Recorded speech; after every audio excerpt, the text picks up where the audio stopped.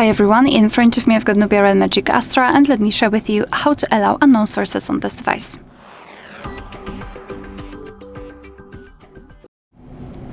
So let's begin with opening the settings, and here in this left section let's scroll down and find the apps.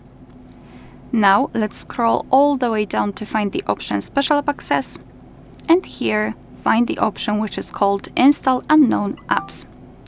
And right here we've got the list of apps which are allowed or not allowed to install some content, and of course we can change it. So let's pretend I'd like to download the app from Chrome, so from a browser.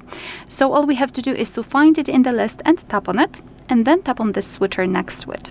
After getting back, you can see that the Chrome is now allowed to install something. Be aware, because you're doing it on your own responsibility.